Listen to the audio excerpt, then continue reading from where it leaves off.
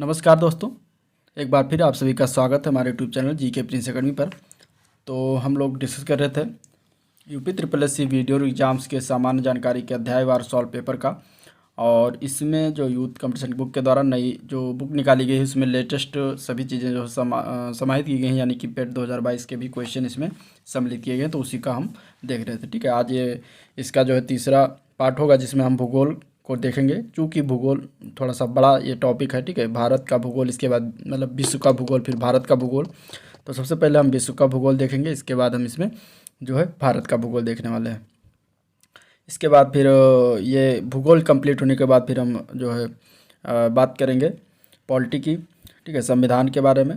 फिर एक एक करके इसे हम चैप्टर वाइज देखते जाएंगे। तो चलिए आज का वीडियो स्टार्ट करते हैं। और इसका हिस्ट्री का हो चुका है, हिस्ट्री का टॉपिक, हिस्ट्री का वीडियो आ चुका है, 2 वीडियो में आया है। तो उसका मैं लिंक प्लेलिस्ट बना दिया है और लिंक भी मैं डिस्क्रिप्शन बॉक्स में दे दूँगा, वहाँ से आप देख सकते हैं।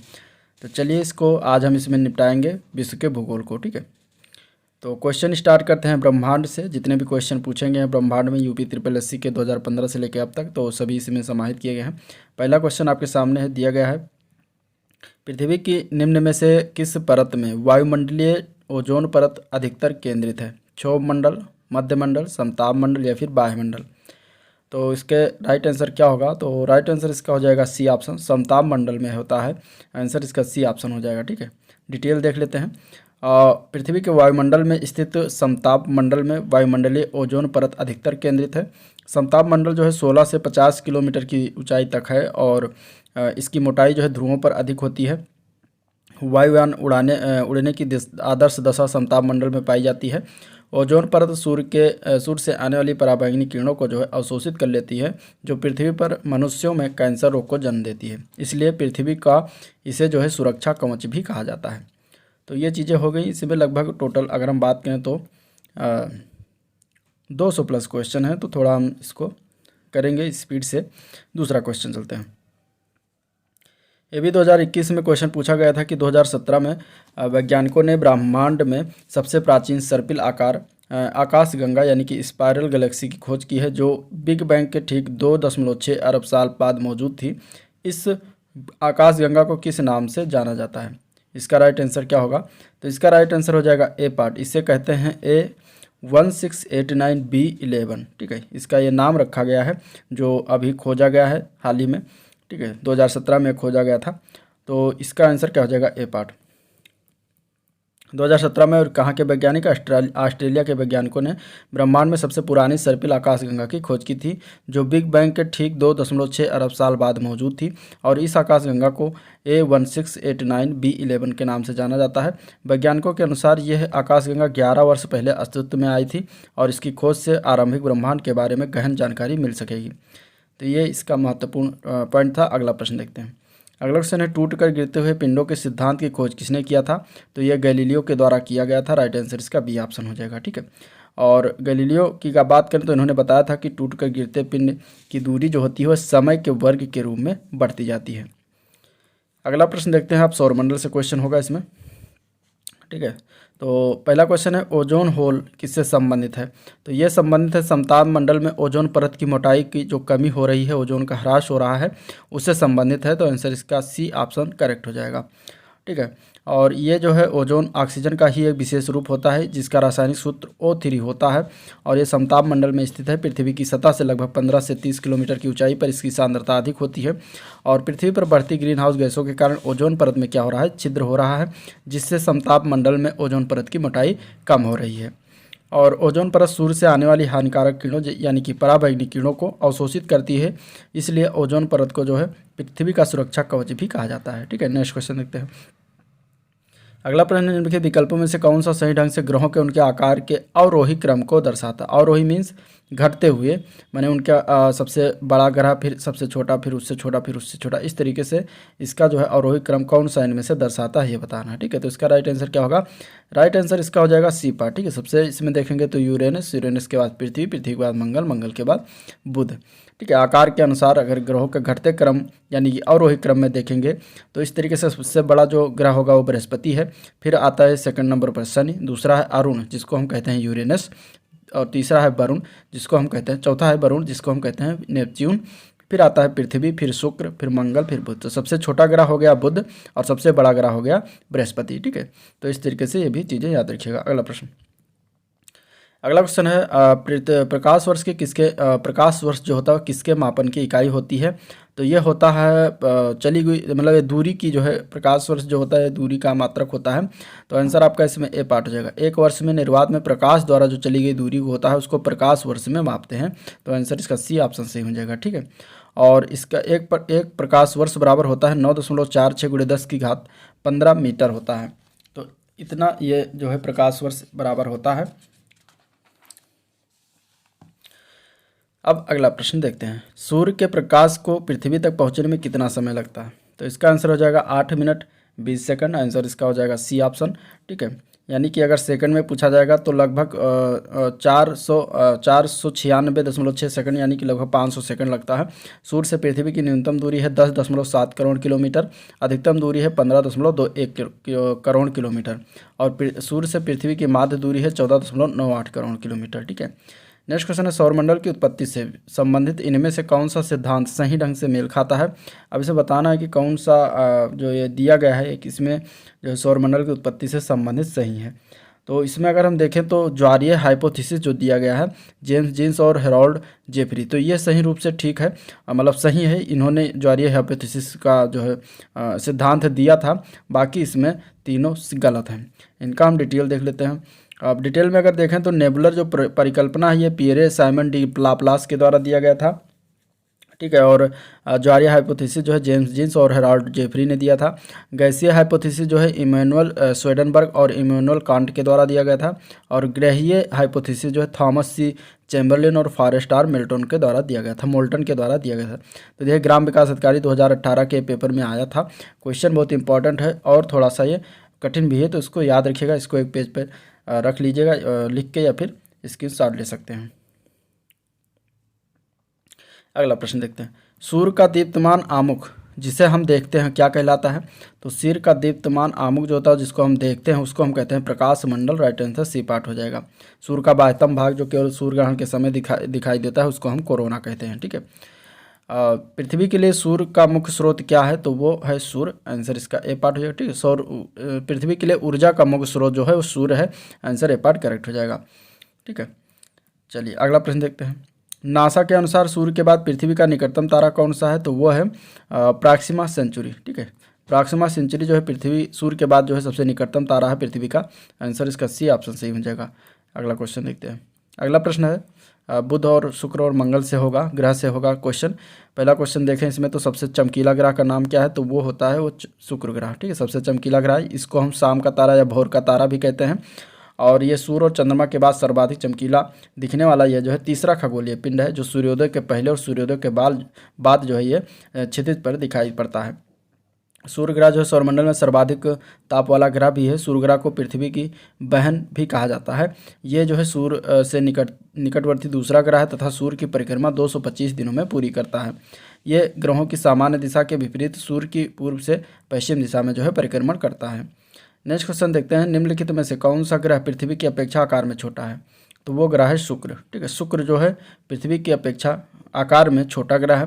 ठीक है, बुध शुक्र मंगल ये तीनों ग्रह जो है पृथ्वी से छोटे हैं। ठीक है, और पृथ्वी से बड़े ग्रह की बात करेंगे तो बृहस्पति, सन और अरुण वरुण ये चार ग्रह जो है पृथ्वी से बड़े ग्रह हैं। सौरमंडल में सबसे छोटा ग्रह कौन सा है? तो ऑब्वियसली इसका बी ऑप्शन सही हो जाएगा। बुध जो है सबसे छोटा ग्रह है और सबसे बड़ा ग्रह का नाम है बृहस्पति। ठीक है, नेक्स्ट क्वेश्चन, निम्नलिखित में से कौन सा सौरमंडल का एक आंतरिक ग्रह या पार्थिव ग्रह कहलाता है? तो वो ग्रह है मंगल ग्रह। आंसर इसका सी ऑप्शन हो जाएगा। ठीक है, इसके बारे में देखते हैं। अब आंतरिक ग्रह या पार्थिव ग्रह क्या कहते हैं? देखिए दो ग्रहों को दो भागों में बांटा गया है, एक आंतरिक ग्रह या पार्थिव ग्रह और दूसरा है बाह्य या बृहस्पति ग्रह। तो पार्थिव ग्रह की बात करें तो पृथ्वी सदृश ग्रहों को पार्थिव ग्रह कहते हैं। इसमें बुध, शुक्र, पृथ्वी, मंगल ये चार ग्रह शामिल हैं। और बाह्य या बृहस्पति ग्रह में बृहस्पति ग्रह के सदृश ग्रहों को बाह्य या बृहस्पति ग्रह कहते हैं। उसमें बृहस्पति, सन, अरुण वरुण ग्रह शामिल है। अगला प्रश्न है, किस ग्रह पर एक प्राचीन झील के उपस्थिति के परिमाण की खोज अगस्त 2015 में शोधकर्ताओं ने एक दल ने जो है की है। अब देखिए 2015 के पेपर में पूछा गया था, तो इसलिए 2015 में खोज किया गया था भूगोल से संबंधित, तो इस तरीके से क्वेश्चन बन सकता है। ठीक है, आने की इसकी संभावना कम है। अब करंट अफेयर से रिलेटेड कोई ज्योग्राफी से कोई अगर चीज़ें हुई होंगी तो उसको आप करंट अफेयर में देख लीजिएगा। ठीक है, तो इसका राइट आंसर हो जाएगा डी पार्ट, मंगल ग्रह। किस ग्रह को लाल ग्रह के नाम से जानते हैं, तो वो मंगल ग्रह को ही कहा जाता है। आंसर इसका ए पार्ट हो जाएगा। सौरमंडल में मंगल ग्रह जो सूर्य के दूरी के क्रम में चौथा ग्रह आता है और आकार में 7वां सबसे बड़ा ग्रह है। इस ग्रह पर आयरन ऑक्साइड की अधिकता के कारण पृथ्वी से देखने पर इसकी छवि जो है लाल दिखाई देती है, इसीलिए इसको लाल ग्रह कहा जाता है। ठीक है, इसकी घूर्णन गति जो है पृथ्वी की घूर्णन गति के समान है, इसलिए इसे पृथ्वी का बहन इसे भी कहा जाता है। मंगल ग्रह के 2 उपग्रह हैं। ठीक है, फोबोस और डीमोस। डीमोस जो है सौरमंडल का सबसे छोटा उपग्रह है और इस ग्रह का सबसे ऊंचा पर्वत जो है निक्स ओलंपिया है, जो एवरेस्ट से लगभग 3 गुना बड़ा ऊंचा है। अब बृहस्पति और चंद्रमा के बारे में देख लेते हैं। तो सौर परिवार का सबसे बड़ा ग्रह कौन सा है, तो वो है बृहस्पति। आंसर इसका हो जाएगा सी ऑप्शन सही। ठीक है, बृहस्पति सबसे बड़ा है और बुध जो है सबसे छोटा है। अब उपग्रहों की संख्या देख लें तो पृथ्वी के पास एक उपग्रह है, उसका नाम क्या है, चंद्रमा। ठीक है, मंगल के पास 2 है, बृहस्पति के पास 79 और शनि के पास 82, अरुण के पास 27 और वरुण के पास 13 है। ठीक है, अगला प्रश्न। और इसमें अगर देखें तो बुध और शुक्र के पास कोई उपग्रह नहीं है, ये भी याद रखिएगा। निम्नलिखित में से किस ग्रह के सबसे अधिक प्राकृतिक उपग्रह हैं, तो इसका आंसर हो जाएगा बृहस्पति। बृहस्पति ग्रह के सबसे प्राकृतिक उपग्रह हैं। ठीक है, अधिक हैं। चंद्रमा का आकार पृथ्वी के आकार का लगभग कितना है, तो चंद्रमा के आकार पृथ्वी के आकार का लगभग अगर हम बात करें तो 104वां है भाग है, तो आंसर इसका बी ऑप्शन सही हो जाएगा। पृथ्वी का व्यास अगर रेखीय भूमध्य रेखीय व्यास देखें तो 12,756 किलोमीटर है और चंद्रमा का व्यास 3,474 किलोमीटर है, जो कि पृथ्वी के व्यास का लगभग 27% है। चंद्रमा का आकार पृथ्वी के आकार का लगभग 1/4 भाग आता है। ठीक है, चंद्रमा की सतह पर कौन सा तत्व सबसे ज़्यादा पाया जाता है, तो वो है टाइटेनियम। आंसर इसका डी ऑप्शन सही हो जाएगा, टाइटेनियम। ठीक है, नेक्स्ट क्वेश्चन। पृथ्वी के बारे में देखते हैं तो एक टेक्टोनिक प्लेट क्या है जो एशियाई और प्रशांत प्लेट के बीच स्थित है, तो वो है फिलीपीन प्लेट। आंसर इसका डी ऑप्शन सही हो जाएगा। ठीक है, और प्लेट विवर्तनिकी सिद्धांत के अनुसार फिलीपीन प्लेट एशियाई प्लेट और प्रशांत प्लेट के बीच स्थित एक टेक्टोनिक प्लेट है। टेक्टोनिक प्लेट जिसे लिथोस्फेरिक प्लेट भी कहा जाता है, ठोस चट्टान का एक विशाल अनियमित आकार का एक स्लैब है जो एक बड़े एवं विस्तृत प्लेट का टूटा हुआ भाग होता है। ये सामान्यतः महाद्वीपीय महासागरीय स्थल मंडल दोनों में मिलकर बना होता है। पृथ्वी पर सर्वाधिक शीत तापमान पूर्वी अंटार्कटिका में कितना रिकॉर्ड किया गया है, ये बताना है। ठीक है, इसका आंसर क्या होगा बताइए। तो पृथ्वी पर सर्वाधिक शीत तापमान पूर्वी अंटार्कटिका में अगर हम बात करेंगे तो ये -93.2 डिग्री सेंटीग्रेड जो है इसका तापमान रिकॉर्ड किया गया है। तो आपका आंसर इसमें जो होगा वो सी ऑप्शन सही हो जाएगा। अगला क्वेश्चन है पृथ्वी की संरचना में जो है रासायनिक लौह तत्व आयरन जिसको कहते हैं, आयरन की मात्रा कितनी होती है। तो पृथ्वी की संरचना में अगर रासायनिक तत्व की बात करें लौह तत्व की, तो उसकी मात्रा होती है लगभग 32 से 35% के बीच। तो आंसर इसका डी ऑप्शन सही हो जाएगा। और ऑक्सीजन की मात्रा कितनी होती है, तो ऑक्सीजन की मात्रा लगभग 30% होती है। सिलिकॉन की मात्रा 15% लगभग होती है। मैग्नीशियम की लगभग 14% होती है। सल्फर की लगभग 3%, निकल लगभग 2%, कैल्शियम एल्यूमिनियम तथा शेष अन्य तत्व पाए जाते हैं। नेक्स्ट क्वेश्चन है पृथ्वी के उत्तरी गोलार्ध में रहने वाली कुल मानव आबादी का अनुमानित प्रतिशत क्या है, तो यह है 90%। आंसर इसका डी ऑप्शन सही हो जाएगा। पृथ्वी के कठोर एवं बाहरी हिस्सा जिसमें क्रस्ट और बाह्य मंडल शामिल है उसे क्या कहा जाता है, तो उसको हम कहते हैं स्थल मंडल। आंसर इसका बी ऑप्शन सही हो जाएगा। ठीक है, नेक्स्ट क्वेश्चन देखते हैं पृथ्वी के पपड़ी का प्रमुख अंश मुख्य रूप से किससे गठित होता है या किससे बना होता है, तो वो सिलिकॉन और एल्युमिनियम से बना होता है। तो आंसर इसका क्या हो जाएगा, सिलिकॉन और एल्युमिनियम। ठीक है, सिलिकॉन और एल्युमिनियम। अब इसको जान लेते हैं। रासायनिक पदार्थों की उपस्थिति के आधार पर सूर्य ने पृथ्वी को 3 भागों सियाल, सीमा और निफे में बांटा है। सियाल क्या है, तो सिलिकॉन और एल्युमिनियम का पहला अक्षर काट के बनाया गया सियाल, और ये पृथ्वी की परपटी यानी कि सबसे ऊपरी परत जो होती है पृथ्वी की वो परपटी कहते हैं, तो वो होता है। और सियाल की रचना जो होती है ग्रेनाइट चट्टानों से हुई है, जिसमें ऑक्सीजन, सिलिका, एल्युमिनियम, अभ्रक, कोयला आदि पाया जाता है। सिलिका और एल्युमिनियम की अधिकता के कारण इसे सियाल कहा जाता है। ठीक है, यानी सिलिका से SI लिया गया है और एल्युमिनियम से Al लिया गया है, तो दोनों मिलाकर सियाल कहा जाता है। नेक्स्ट क्वेश्चन, सीमा की अगर हम बात करें तो पृथ्वी का मध्यवर्ती यानी कि ऊपरी परत हो गया, अब इसके निचली वाली परत जो होती है वो मध्यवर्ती हो जाएगी, तो इस भाग को हम कहते हैं सीमा। ठीक है, इस भाग को हम क्या कहते हैं, सीमा कहते हैं। तो मध्य परत हो गई। और इसमें जो है अगर बात करें तो सिलिका, मैग्नीशियम, चांदी, मैग्नीज आदि पाए जाते हैं। इसमें क्या है, सिलिका और मैग्नीशियम अधिकता होने के कारण इसे सीमा कहा जाता है। यानी कि सिलिका का SI ले लिया गया, मैग्नीशियम से Ma कर दिया, तो सीमा हो गया। तो यहाँ पे मध्य भाग में क्या, पृथ्वी में सबसे ज़्यादा सिलिका और मैग्नीशियम पाया जाता है। इसके बाद आता है सबसे लास्ट में निफे। निफे जो होता है सबसे आंतरिक भाग है, ठीक है। सबसे आंतरिक भाग जो होता है निफे होता है। इसमें क्या है, भारी घनत्व वाले पदार्थ जैसे कि तांबा, लोहा, जस्ता, सोना आदि पाया जाता है। लेकिन इसमें निकिल और लोहे की अधिकता के कारण इसे निफे कहा जाता है। तो इस तरीके से ये 3 चीज़ें याद रखिएगा, इससे क्वेश्चन बनते हैं। अगला प्रश्न, पृथ्वी किस पथ पर सूर्य की परिक्रमा करती है? तो पृथ्वी अंडाकार पथ पर करती है। आंसर इसका डी ऑप्शन से हो जाएगा। एक थे वैज्ञानिक जॉन कैपलर। उन्होंने जो है सर्वप्रथम स्पष्ट किया था कि सूर्य के चारों ओर चक्कर लगाने वाले ग्रहों यानी कि पृथ्वी, शुक्र, मंगल, बुध, बृहस्पति, शनि, और वरुण का पथ जो है दीर्घवृत्तीय या फिर अंडाकार होता है, ठीक है। दीर्घवृत्तीय या फिर अंडाकार होता है। तो ये कैपलर के द्वारा ये बातें कही गई थी। अगला क्वेश्चन, वर्ष का सबसे लंबा दिन कौन सा है? तो इसमें से हो जाएगा 21-22 जून जो होता है वर्ष का सबसे लंबा दिन होता है, जो कि कर्क रेखा पर सबसे लंबा पड़ता है, ठीक है। पृथ्वी अगर हम बात करें तो ये भूमध्य रेखा हो गया, यहाँ पर यह होता है कर्क रेखा, और यहाँ पर दक्षिणी भाग में ये क्या होता है, ये मकर रेखा होता है। और ये 0 डिग्री नॉर्थ या 0 डिग्री जो है दक्षिणी ध्रुव होता है। तो ये इस तरीके से कर्क रेखा पर सबसे लंबौत दिन जो होता है 21 जून होता है, ठीक है। इसके कारण इन क्षेत्रों में क्या होती है, सबसे अधिक गर्मी होती है, ठीक है। यानी कि मई जून के महीने में 21 जून में गर्मी होती है और सबसे लंबा दिन होता है। और यह उत्तरी गोलार्ध में ग्रीष्म ऋतु यहाँ पर होती है। और सूर्य के सम्मुख होने के कारण उत्तरी गोलार्ध में 21 जून जो है सबसे बड़ा दिन होता है, तथा सबसे छोटी रात भी 21 जून की होती है उत्तरी गोलार्ध में। तो ये चीज़ें याद रखिएगा। अब अगला क्वेश्चन देखते हैं, पृथ्वी का अर्धव्यास कितना है? यानी कि त्रिज्या पूछा गया। अर्धव्यास मीन्स त्रिज्या। तो त्रिज्या पृथ्वी का कितना है? 6371 किलोमीटर। राइट आंसर इसका बी ऑप्शन सही हो जाएगा, ठीक है। विषुवतीय त्रिज्या तो 6378 किलोमीटर, और ध्रुवीय त्रिज्या की बात करें तो 6357 किलोमीटर है। औसत त्रिज्या निकलेगा 6371 किलोमीटर। तो ये चीज़ें याद रखिएगा।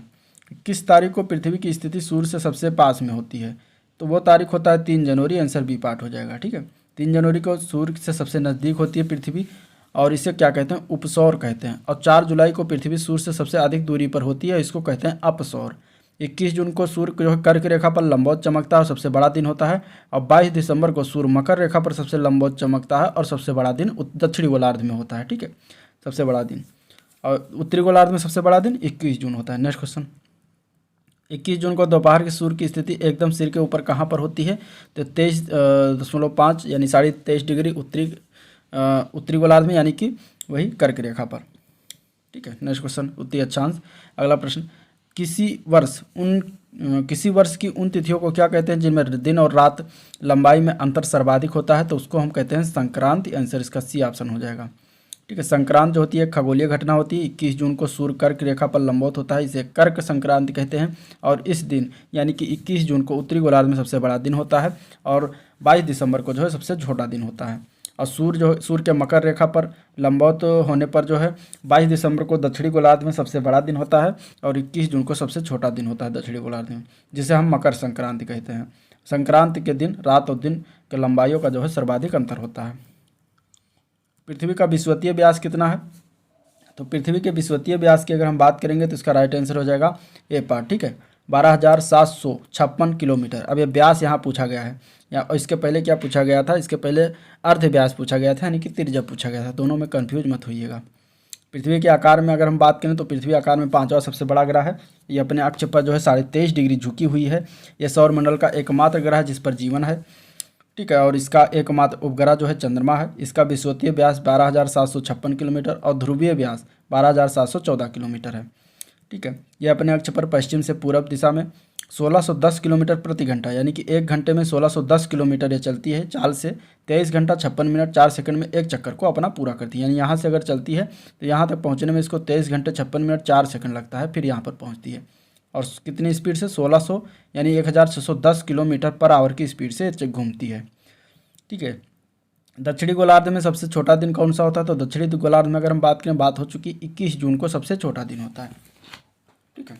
और यही उत्तरी गोलार्ध में 21-22 जून को सबसे बड़ा दिन होता है। तो ये चीज़ें याद रखिएगा। नेक्स्ट क्वेश्चन देखते हैं। अब अक्षांश देशांतर से संबंधित क्वेश्चन देखते हैं। विश्व को कितने प्रमुख कालों में क्षेत्रों में टाइम जोन में विभाजित किया गया है? तो टोटल 24 क्षेत्रों में बांटा गया है। आंसर इसका हो जाएगा 24, ठीक है। 24 टाइम जोन बनाया गया है। जीएमटी का फुल फॉर्म क्या है? तो जीएमटी का फुल फॉर्म होता है ग्रीनविच मीन टाइम। क्या होता है? Greenwich mean time. तो आंसर इसका बी ऑप्शन सही हो जाएगा, ग्रीनविच मीन टाइम।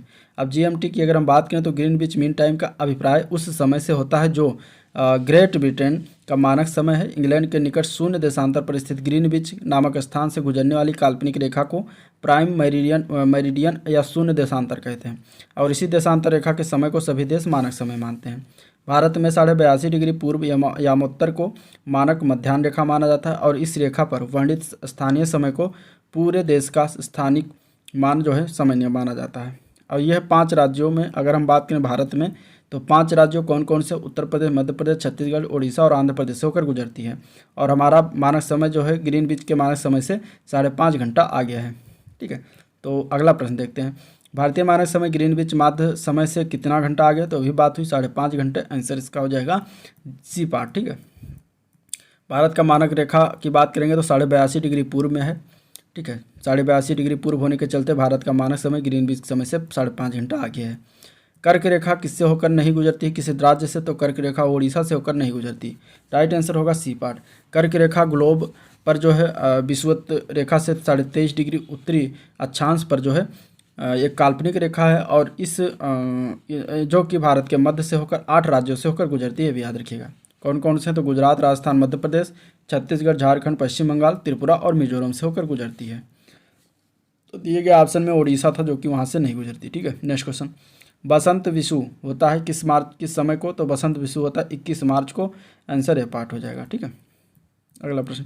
अक्षांश का एक वृत्त जो पृथ्वी की भूमध्य सतह से 52 डिग्री दक्षिण में है उसको क्या कहते हैं?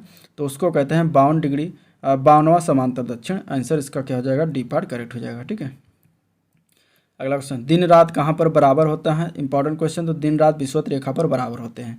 आंसर इसका क्या हो जाएगा? ये पार्ट सही हो जाएगा। ठीक है, विषुवत रेखा या फिर 0 डिग्री अक्षांश पर जो है दिन रात बराबर होते हैं। नेक्स्ट क्वेश्चन है, किसी वस्तु का भार उस समय न्यूनतम होता है जब उसे रखा जाए। कहाँ पर रखा जाए तो उसका भार न्यूनतम होगा? तो उसे पृथ्वी के केंद्र पर अगर रख देंगे तो उसका भार क्या हो जाएगा? न्यूनतम हो जाएगा। ठीक है, 1 घंटे में समानांतर में देशांतरीय दूरी कितनी होती है? तो 1 घंटे में 15 डिग्री की अंतर होता है। तो आंसर इसका ए पार्ट करेक्ट हो जाएगा। ठीक है, 15 डिग्री। दुनिया को समय क्षेत्रों में बांटा गया है। समय क्षेत्र की कुल संख्या कितनी है? तो टोटल 24 से बात हो गई। आंसर इसका बी ऑप्शन सही हो जाएगा। और अगर हम बात करें तो टाइम जोन किसी स्थान का मानक समय होता है, यह इंग्लैंड का ग्रीनविच समय होता है। ठीक है, और सबसे अधिक टाइम जोन की अगर हम बात करें तो फ्रांस में 12 टाइम जोन है, और रूस में जो है 11 टाइम जोन है। नेक्स्ट क्वेश्चन महाद्वीप से है। निम्नलिखित में से कौन सा विश्व का सबसे बड़ा नदी द्वीप है इसमें से? तो वह है माजुली द्वीप। ठीक है, आंसर इसका हो जाएगा डी पार्ट। देखिए पेट के 2022 के पेपर में भी आया और 2020 में भी पूछा गया था। तो माजुली द्वीप सबसे बड़ा है द्वीप है, नदी द्वीप है। आंसर इसका डी ऑप्शन सही हो जाएगा। और माजुली द्वीप जो है ब्रह्मपुत्र नदी की बेसिन की विशाल नदी प्रणाली का एक हिस्सा है। ये असम राज्य में स्थित है। इसका क्षेत्रफल कितना है? 880 वर्ग किलोमीटर। तो ये चीज़ें याद रखिएगा। अगला प्रश्न देखते हैं। प्राचीन काल में एकीकृत महाद्वीप यानी कि सुपर कॉन्टिनेंट पैंजिया का दक्षिणी भाग है, जिसके उत्तरी भाग में अंगारा भूमि स्थित है। तो कौन सा प्लेट है या कौन सा सागर इसमें से है ऑप्शन जिसका एकीकृत महाद्वीप पैंजिया का जो है दक्षिणी भाग है और जिसके उत्तरी भाग में अंगारा महाद्वीप है? तो वो अगर हम बात करें तो गोंडवाना भूमि का है प्राचीन समय के। तो आंसर इसका डी ऑप्शन से हो जाएगा, गोंडवाना भूमि। ठीक है, अगला प्रश्न। निम्नलिखित में से कौन सा हिंद महासागर में दूसरा सबसे बड़ा द्वीप है इनमें से? तो वो हो जाएगा श्रीलंका। आंसर बी ऑप्शन हो जाएगा। श्रीलंका जो है सबसे बड़ा हिंद महासागर में स्थित सबसे बड़ा द्वीप जो है। अगर हम बात करें श्रीलंका तो दूसरा हो गया, तो पहला हो जाएगा मडागास्कर। ठीक है, मेडागास्कर जो है पहला द्वीप है, दूसरे नंबर पर श्रीलंका आता है। अगला क्वेश्चन। ग्रेट बैरियर रीफ ये क्या है? ग्रेट बैरियर रीफ की अगर हम बात करें तो एक प्रवाल रचना है। आंसर बी पार्ट हो जाएगा। और ये विश्व की सबसे बड़ी प्रवाल रचना है। ठीक है, तो आंसर इसका क्या हो जाएगा? बी ऑप्शन से हो जाएगा। ये रीफ जो है ऑस्ट्रेलिया के क्वींसलैंड के समीप अवस्थित है। ग्रेट बैरियर रीफ जो है मूंगे की सबसे बड़ी दीवार है। Next question. जापान में होन्शु नामक द्वीप जो है किसके लिए प्रसिद्ध है? होन्शु नामक द्वीप में तेल सबसे ज़्यादा पाया जाता है इसलिए प्रसिद्ध। तो आंसर इसके सी पार्ट हो जाएगा, तेल के लिए प्रसिद्ध है। ठीक है, सबसे बड़ा द्वीप है जापान का ये होन्शु द्वीप, और ये दुनिया का 7वां सबसे बड़ा द्वीप है। इस द्वीप का अधिकतर भाग पहाड़ी है जिस पर बहुत से ज्वालामुखी भी फैले हुए हैं। यह द्वीप तेल, जस्ता, तांबा के लिए प्रसिद्ध है। जापान की राजधानी टोक्यो जो है इसी द्वीप पर स्थित है। ग्रीनलैंड कहाँ पर स्थित है? ग्रीनलैंड की अगर हम बात करें तो यह स्थित है उत्तरी अटलांटिक में। आंसर इसका डी ऑप्शन से हो जाएगा। ठीक है, नेक्स्ट क्वेश्चन, विश्व का सबसे बड़ा द्वीप कौन सा है इसमें से, तो वो हो जाएगा ग्रीनलैंड, आंसर सी पार्ट हो जाएगा। ठीक है, ग्रीनलैंड जो है विश्व का सबसे बड़ा द्वीप है, जो कि उत्तरी अटलांटिक में इसका जो है ये स्थित है। अब अगर हम देखें तो सबसे बड़ा द्वीप ग्रीनलैंड होगा, दूसरे नंबर पर न्यू गिनी आता है, तीसरे पर बोर्नियो, चौथा मडागास्कर, पांचवा बैफिन द्वीप और छठा जो है सुमात्रा और सातवां जो है होन्सू द्वीप आता है। ग्रेनाडा कहाँ पर स्थित है, तो कैरिबियन सागर में स्थित है, आंसर इसका बी पार्ट हो जाएगा। ग्रेनाडा जो है कैरिबियन देश है, जो कैरिबियन सागर यानी कि अटलांटिक महासागर में स्थित है। इसकी राजधानी का नाम है सेंट जॉर्ज, याद रखिएगा। नेक्स्ट क्वेश्चन, इनमें से कौन सा महाद्वीप सही ढंग से जो है अपने सबसे बड़े देश में मेल खाता है। एशिया, इंडिया दिया गया है, मतलब कि एशिया महाद्वीप में इंडिया सबसे बड़ा द्वीप देश है, और अफ्रीका में दिया गया है कांगो या लोकतांत्रिक गणराज्य, और उत्तरी अमेरिका में संयुक्त राज्य अमेरिका, और दक्षिण अमेरिका में ब्राज़ील। तो इसमें सब सही जो बात करेंगे तो वो है डी पार्ट। ठीक है, दक्षिणी अमेरिका में ब्राज़ील सबसे बड़ा देश है, बाकी सारे गलत हैं। अब देख लीजिए एशिया में सबसे बड़ा देश कौन सा है, तो एशिया में सबसे बड़ा देश चीन है। ठीक है, और सबसे छोटा देश जो है एशिया में मालदीव है। अफ्रीका महाद्वीप में सबसे बड़ा देश अल्जीरिया है, सबसे छोटा सेशल्स है। उत्तरी अमेरिका में सबसे बड़ा देश कनाडा है, सबसे छोटा सेंट पियरे है। दक्षिणी अमेरिका में सबसे बड़ा देश ब्राज़ील है, और सबसे छोटा देश जो है फॉकलैंड द्वीप है। यूरोप महाद्वीप में रूस सबसे बड़ा है, और वेटिकन सिटी सबसे छोटा है। ऑस्ट्रेलिया में सबसे बड़ा ऑस्ट्रेलिया देश है, और नौरू जो है सबसे छोटा देश है। तो ये 7-6 महाद्वीप के आपको याद होना चाहिए एक एक करके, तो सबसे बड़े देश और सबसे छोटे देश। नेक्स्ट क्वेश्चन, क्षेत्रफल के आधार पर सबसे बड़ा महाद्वीप निम्न में से कौन सा है, तो वो हो जाएगा एशिया महाद्वीप, और एशिया महाद्वीप में सबसे बड़ा देश कौन सा है, तो वो हो जाएगा चीन। ठीक है, और सबसे छोटा कौन सा है, मालदीव, याद रखिएगा। अगला क्वेश्चन है, इनमें से किस महाद्वीप में सवाना घास के मैदान नहीं है, तो वो है यूरोप महाद्वीप। यूरोप महाद्वीप में सवाना घास के नहीं पाया जाता। ठीक है, उष्णकटिबंधीय घास के मैदान को सवाना घास का मैदान कहते हैं। महाद्वीपों में अगर हम बात करें तो सवाना घास के मैदान अफ्रीका में, अमेरिका, ऑस्ट्रेलिया और दक्षिणी पूर्व एशिया में स्थित हैं। तो इस तरीके से इसका आंसर ये हो जाएगा। नेक्स्ट क्वेश्चन देखते हैं, विश्व का चौथा सबसे बड़ा महाद्वीप कौन सा है, तो इसका नाम हो जाएगा दक्षिणी अमेरिका, आंसर सी पार्ट हो जाएगा। ठीक है, अगर हम महाद्वीप को देखें स्थलखंड के हिसाब से तो इनकी टोटल संख्या 7 है, और एक एक करके देखते हैं, क्रम वाइज लिखा हुआ है। एशिया सबसे बड़ा, फिर अफ्रीका, फिर तीसरा उत्तरी अमेरिका, चौथा दक्षिणी अमेरिका, पांचवा अंटार्कटिका, छठवां यूरोप है, और सातवां ऑस्ट्रेलिया है। ठीक है, पृथ्वी पर सबसे बड़ा महाद्वीप कौन सा है, तो वो हो जाएगा एशिया महाद्वीप, आंसर ए पार्ट हो जाएगा। ठीक है, सबसे बड़ा महाद्वीप क्या है, एशिया महाद्वीप, और सबसे छोटा महाद्वीप कौन सा है, तो वो है ऑस्ट्रेलिया महाद्वीप। अगला प्रश्न, महाद्वीप जिसे the land of golden fleece के नाम से जाना जाता है, वो महाद्वीप है ऑस्ट्रेलिया, आंसर इसका डी पार्ट हो जाएगा। ठीक है, ये लैंड ऑफ कंगारू या फिर प्यासी भूमि के देश के नाम से भी जानते हैं, इसको लघु महाद्वीप के नाम से भी जाना जाता है। नेक्स्ट क्वेश्चन है, महासागर एवं महासागरीय धाराओं से। पहला क्वेश्चन इसमें कि निम्नलिखित में से कौन दुनिया का सबसे बड़ा नदी द्वीप है इसमें से, तो वो जाएगा माजुली द्वीप, असम में पड़ता है। ठीक है, इसके बारे में बातें हो चुकी हैं, आंसर इसका डी ऑप्शन सही हो जाएगा। नेक्स्ट क्वेश्चन देखते हैं, पृथ्वी पर कितने % ताज़ा जल उपलब्ध है। ताज़ा जल की अगर हम बात करेंगे तो सबसे पहले ये बात करिए, इसका राइट आंसर क्या हो जाएगा। ठीक है, राइट आंसर इसका हो जाएगा बी पार्ट, 3%। 3% मात्र जो है पृथ्वी पर सबसे ताज़ा जल उपलब्ध है, बाकी सब खराब जल है, पीने योग्य नहीं है। अगर हम बात करें तो पृथ्वी को जलीय ग्रह अथवा नीला ग्रह कहा जाता है, और इसका धरातल का लगभग 71% भाग जल आच्छादित है, और उत्तरी गोलार्ध में के कुल क्षेत्रफल के लगभग 60% भाग पर जल, जबकि दक्षिणी गोलार्ध के लगभग 80.9% भाग पर जल है। लेकिन पृथ्वी पर अगर देखा जाए तो कुल जल का लगभग 97% खारे जल के रूप में दोनों गोलार्धों में, महासागरों में उपस्थित है, और जबकि केवल 3% मात्र ऐसा है जो ताज़ा जल उपलब्ध है, जो कि पीने योग्य है। नेक्स्ट क्वेश्चन, जल चक्र में बादलों का गठन निम्नलिखित में से किस प्रक्रिया के द्वारा होता है, तो इसका आंसर हो जाएगा संघनन। संघनन के द्वारा जो है बादलों का निर्माण होता है, आंसर बी पार्ट करेक्ट हो जाएगा। नेक्स्ट क्वेश्चन है, निम्नलिखित में से कौन मीठे पानी का सबसे अच्छा स्रोत है, तो वो है नदी, आंसर डी पार्ट हो जाएगा। ठीक है, अगला प्रश्न देखते हैं,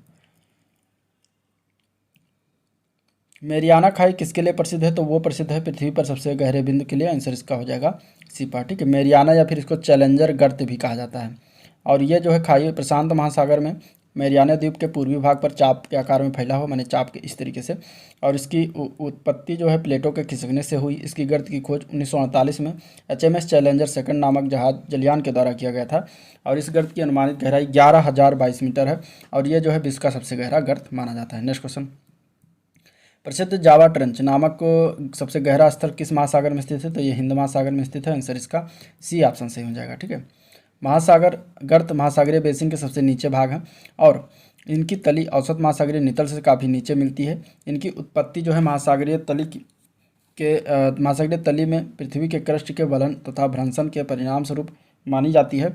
विश्व का सबसे गहरा गर्त जो है मैरियाना गर्त है, जो प्रशांत महासागर में स्थित है। और सुंडा गर्त यानी कि जावा ट्रंच हिंद महासागर में स्थित है, जिसकी गहराई 7450 मीटर है।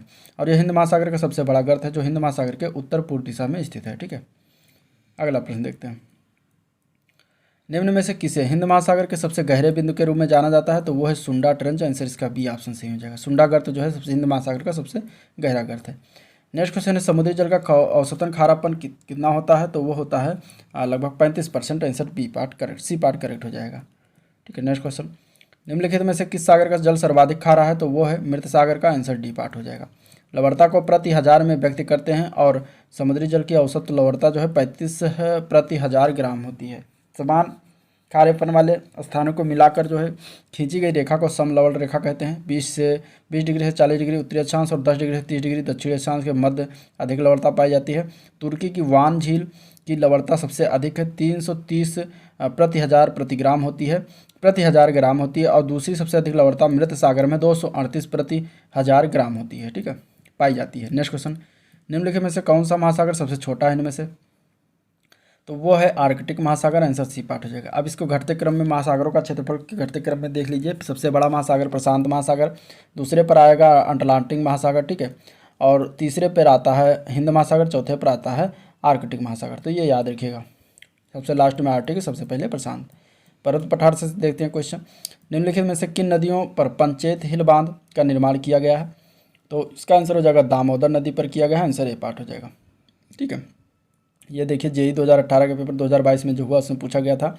झारखंड के धनबाद जिले में पंचेत क्षेत्र में दामोदर नदी पर पंचेत हिल बांध बनाया गया और ये 1959 में इसका उद्घाटन किया गया। पंचेत बांध 4 मल्टी प्रयोजन के बांधों से चौथा है और जो दामोदर नदी निगम के पहले चरण में आता है। अगला क्वेश्चन है, विश्व का सबसे बड़ा गर्म मरुस्थल कौन सा है? तो वो है सहारा मरुस्थल। आंसर इसका डी पार्ट है। 2 बार एग्जाम में पूछा जा चुका है। ठीक है, 2022 के पेपर में आया, 2018 के पेपर में। सहारा मरुस्थल सबसे गर्म मरुस्थल है और सबसे विशाल मरुस्थल है। सहारा नाम जो है रेगिस्तान के लिए अरबी शब्द सहरा से लिया गया, जिसका अर्थ होता है मरुस्थल। ठीक है, और इसमें अगर हम बात करें तो 11 देशों में फैला हुआ है, जिनके नाम जान लीजिए। अल्जीरिया, चाड, मिस्र, लीबिया, माली, मारितानिया, मोरक्को, नाइजर, सूडान, ट्यूनीसिया और पश्चिमी सहारा। ये सब अफ्रीका महाद्वीप में पड़ते हैं। अगला क्वेश्चन, यूरेशियाई प्लेट और भारतीय प्लेट के टकराव पर सिकुड़न के परिणाम स्वरूप निर्मित लंबवत जो घाटियाँ बनती है उसको क्या कहते हैं? तो उसको कहते हैं डंस। क्या कहते हैं? डंस कहते हैं। ठीक है, आंसर इसका क्या हो जाएगा? डी पार्ट हो जाएगा। नेक्स्ट क्वेश्चन है, यूरोप में उच्चतम पर्वत शिखरों में एक माउंट एल्ब्रुस कहाँ स्थित है? तो ये जो है रूस में स्थित है। आंसर इसका सी ऑप्शन सही हो जाएगा। रूस जो है क्षेत्रफल की दृष्टि से संसार का सबसे बड़ा देश है और इसका विस्तार यूरोप और एशिया दोनों महाद्वीपों में है। रूस में उच्चतम पर्वत शिखरों में सबसे एक माउंट एल्ब्रुस रूस में स्थित है। इसकी समुद्र तल से ऊंचाई 5642 मीटर है। अगला क्वेश्चन, तनामी रेगिस्तान निम्नलिखित में से किस देश में है? तनामी रेगिस्तान की अगर हम बात करें तो ये कहाँ पर है, ये बताना। ठीक है, तो तनामी रेगिस्तान जो है ये पड़ जाएगा आपका ऑस्ट्रेलिया महाद्वीप में। आंसर इसका ऑस्ट्रेलिया हो जाएगा। तनामी जो है ऑस्ट्रेलिया की द ग्रैंड सैंडी रेगिस्तान के पूर्व में स्थित है और इसका जो क्षेत्रफल की अगर हम बात करें तो 37,500 वर्ग किलोमीटर है। तनामी पृथ्वी का शुष्क स्थल और विलगित रेगिस्तान है। ठीक है, तो इस तरीके से ये चीज़ें होगी। नेक्स्ट क्वेश्चन देखते हैं, कजाइल कुम रेगिस्तान कहाँ पर स्थित है? तो ये उज्बेकिस्तान और तुर्कमेनिस्तान दोनों में स्थित है।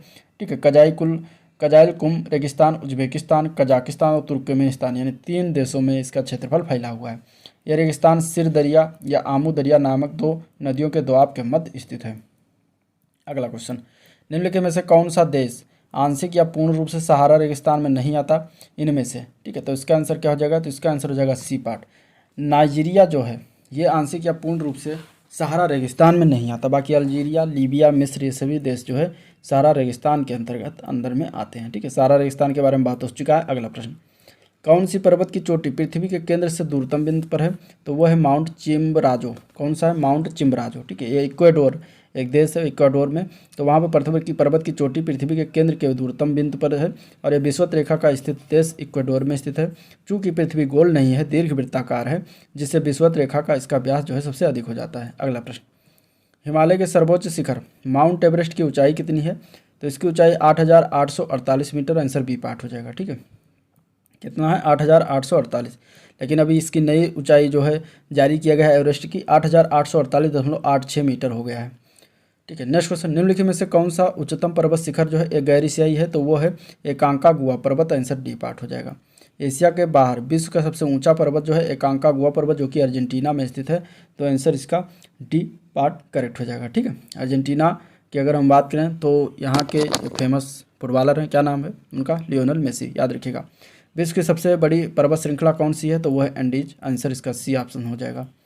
ठीक है, एंडीज पर्वत श्रृंखला जो है दक्षिण अमेरिका में पड़ती है, 7000 किलोमीटर इसकी लंबाई है। रॉकी पर्वत जो है उत्तरी अमेरिका में पड़ता है, 4800 किलोमीटर है। और हिमालय जो है एशिया में पड़ता है, 2400 किलोमीटर। और महान डिवाइडिंग श्रीलंका जो है श्रृंखला जो है ये ऑस्ट्रेलिया में पड़ता है, 3700 किलोमीटर। और ट्रांस अंटार्कटिका जो है अंटार्कटिका में पड़ता है, 3500 किलोमीटर। नेक्स्ट क्वेश्चन, मरुद्वीप संबंधित है, किससे संबंधित है, तो ये जो है मरुद्वीप एक रेगिस्तान है, आंसर इसका क्या हो जाएगा, मतलब रेगिस्तान से संबंधित है, तो आंसर इसका हो जाएगा बी पार्ट। ठीक है, मरुद्वीप के चारों ओर पानी और जंगल जो है कम पाए जाते हैं, तो आंसर क्या हो जाएगा इसका, बी पार्ट करेक्ट हो जाएगा। अगला क्वेश्चन देखते हैं। नेक्स्ट क्वेश्चन, मरुस्थलीय क्षेत्रों में वायु अपर्दन होता है क्योंकि मिट्टी को पकड़े रहने के लिए कोई पेड़ पौधे नहीं होते। शुष्क भूमि में ये होने का कारण क्या है, तो ये अति चराई के कारण होता है। सबसे ज़्यादा पशुचारण किया जाता है, पशुओं को चराने से ये चीज़ें होती हैं, तो आंसर ए पार्ट इसका करेक्ट हो जाएगा। ठीक है, निम्नलिखित में से कौन पृथ्वी का सबसे बड़ा अंतःस्थलीय जल निकाय है, तो वो है कैस्पियन सागर, आंसर इसका सी पार्ट करेक्ट हो जाएगा। पृथ्वी का सबसे बड़ा अंतःस्थलीय जल निकाय कैस्पियन सागर है। इसकी सीमा तुर्कमेनिस्तान, अजरबैजान, रूस, ईरान, कजाकिस्तान से लगती है। यह क्षेत्रफल की दृष्टि से विश्व की सबसे बड़ी झील है। सुपीरियर झील अमेरिका तथा कनाडा की सीमा पर स्थित है और यह विश्व में मीठे पानी की सबसे बड़ी झील है। बैकाल झील रूस में स्थित है और विश्व की सबसे गहरी झील है। निम्नलिखित में से कौन सा सतह पर जल संसाधन का एक उदाहरण है, तो वो है झील, आंसर इसका क्या हो जाएगा, ए पार्ट करेक्ट हो जाएगा। ठीक है, झील जो है सतह पर जल संसाधन का एक उदाहरण है। जल एक प्राकृतिक संसाधन है जिसको एक बार उपयोग के बाद पुनः शोधन कर उपयोग योग्य बनाया जा सकता है। जल का सर्वाधिक उपयोग सिंचाई में 70%, उद्योग में 23% और घरेलू तथा अन्य में 7% होता है। विश्व का सबसे ऊंचा झरना स्थित है कहाँ पर, तो ये वेनेजुएला में स्थित है, आंसर इसका सी पार्ट करेक्ट हो जाएगा। ठीक है, कहाँ पर स्थित है, वेनेजुएला। नेक्स्ट क्वेश्चन, निम्नलिखित में से कौन सा दुनिया में सबसे ज़्यादा ऊंचाई वाला झरना है, तो वो इसमें अगर हम बात करेंगे तो कौन हो जाएगा, एंजल जलप्रपात, आंसर इसका क्या हो जाएगा, डी पार्ट करेक्ट हो जाएगा। ठीक है, अगला क्वेश्चन, भूकंप की निम्नलिखित में से कौन सी तरंगे सबसे ज़्यादा विनाशक होती हैं, तो वो सतही तरंगे होती हैं जो सबसे ज़्यादा विनाशक होती हैं, आंसर इसका बी पार्ट हो जाएगा, जिसको पी वेव कहते हैं। पी वेव यानी प्राइमरी वेव, तो ये प्राथमिक तरंग होती हैं। इन तरंग का पृथ्वी के अधिकेंद्र के पास प्रथम आघात पहुंचता है। ये ठोस, द्रव, गैस तीनों माध्यम में चलती हैं, परंतु ठोस में इनका वेग सर्वाधिक होता है। ये ध्वनि जो है अनुदैर्घ्य तरंगों की भांति जो है व्यवहार करती हैं, वो सबसे विनाशकारी होती हैं, ये भी याद रखिएगा। दूसरी तरंग होती है एस तरंग, एस वेव। ठीक है, ये द्वितीय तरंग है, ये केवल ठोस में गमन करती हैं, ठोस में चलती हैं और इनका अनुप्रस्थ तरंगों की भांति यह व्यवहार करती हैं। ठीक है, इसके बाद सतही तरंगें क्या होती हैं, इसकी उत्पत्ति धरातलीय चट्टान और भूगर्भिक तरंगों के मध्य अन्योन क्रिया से होती है, केवल क्षैतिज तल पर जो है गमन करती है तथा सर्वाधिक विनाशकारी होती हैं। ठीक है, और अगर हम बात करें आयोग की, तो आयोग ने इसके उत्तर को ए माना था। ठीक है, ए में क्या है, पी तरंगे, प्राथमिक तरंगे, तो इस तरीके से, लेकिन इसमें सतही तरंगे दिया है, तो आप लोग उस तरीके से देख लीजिएगा। अगला क्वेश्चन, इनमें से कौन सा टेक्टोनिक प्लेट की में मूवमेंट या शिफ्ट का कारण होता है जहां ये टेक्टोनिक प्लेट मिलते हैं, तो इसके अगर हम आंसर की बात करें तो हो जाएगा डी पार्ट, भूकंप, आंसर इसका डी पार्ट करेक्ट हो जाएगा। भूकंप को रिकॉर्ड करने के लिए निम्नलिखित में से किस उपकरण का इस्तेमाल किया जाता है, तो उसका नाम है सिस्मोग्राफ, राइट आंसर इसका ए पार्ट करेक्ट हो जाएगा। ठीक है, हवाई ज्वालामुखी निम्नलिखित में से किसका उदाहरण है, तो हवाई ज्वालामुखी जो है ये ढाल ज्वालामुखी का उदाहरण है, आंसर ए पार्ट करेक्ट हो जाएगा। हवाई ज्वालामुखी ढाल ज्वालामुखी का उदाहरण है। ये ढाल ज्वालामुखी एक प्रकार का ज्वालामुखी है जो पूरी तरह से द्रव प्रवाह से बना है। ढाल ज्वालामुखी 3 प्रकार के ज्वालामुखी में से ढाल क्षेत्र की दृष्टि से सबसे बड़ा है। ढाल ज्वालामुखी में बेसाल्ट लावा, राख, चट्टान की तुलना में कम चिपचिपा होता है। ये एक और घटना जो ढालों को इतने बड़े होने की अनुमति देती है उसे लावा ट्यूब कहा जाता है। माउंट एटना, जिसे यूरोप का सबसे सक्रिय ज्वालामुखी माना जाता है, वो निम्नलिखित में से किस देश में स्थित है, तो ये स्थित है इटली में, आंसर इसका डी ऑप्शन से हो जाएगा, इटली। ठीक है, इटली के सिसिली द्वीप पर स्थित है और आल्प्स पर्वत के दक्षिण में स्थित सबसे ऊंची चोटी है। नेक्स्ट क्वेश्चन, माउंट किलिमंजारो में स्थित एक निष्क्रिय ज्वालामुखी है, तो कहाँ पर स्थित है माउंट किलिमंजारो, तो ये तंजानिया में है, आंसर इसका ए पार्ट करेक्ट हो जाएगा। तंजानिया जो है कहाँ पर है, तो अफ्रीका महाद्वीप का सबसे ऊंचा पर्वत है माउंट किलिमंजारो। ठीक है, गैलरस ज्वालामुखी किस देश में स्थित है, तो ये कोलंबिया देश में स्थित है, आंसर ए पार्ट हो जाएगा। ठीक है, गैलरस ज्वालामुखी कोलंबिया देश में दक्षिणी सीमा पर स्थित है। गैलरस ज्वालामुखी कोलंबिया देश का सबसे सक्रिय ज्वालामुखी मानते हैं। विश्व का सबसे ऊंचा ज्वालामुखी इक्वाडोर का माउंट काटोपैक्सी ज्वालामुखी है। अगला प्रश्न देखते हैं। सामान्य वर्षा में अचानक वृद्धि हो जाती है और कई दिनों तक लगातार जारी रहती है, ये मानसून, ये इसे जो है मानसून का क्या कहा जाता है? तो इसको कहते हैं प्रस्फोट, यानी कि फटना इसको कहते हैं। आंसर सी ऑप्शन इसका हो जाएगा। ठीक है। रेडियो तरंग के संचरण के लिए प्रयुक्त वायुमंडल का स्तर कौन सा है? तो वो होता है आयन मंडल। राइट आंसर सी पार्ट हो जाएगा। और यह धरातल से 60 से लेकर 640 किलोमीटर की ऊंचाई तक विस्तृत वायुमंडल के भाग को जो है आयन मंडल कहा जाता है।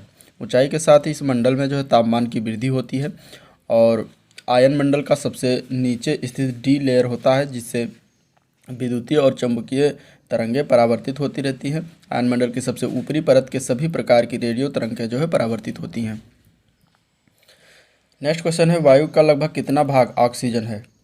तो यह है 1:5 के रेशियो में। आंसर इसका जो हो जाएगा ए पार्ट हो जाएगा। ठीक है। इसको देखते हैं। पृथ्वी के चारों ओर घिरे हुए वायु के विस्तृत फैलाव को वायुमंडल कहा जाता है और आयतन के अनुसार वायुमंडल में विभिन्न गैसों का मिश्रण है।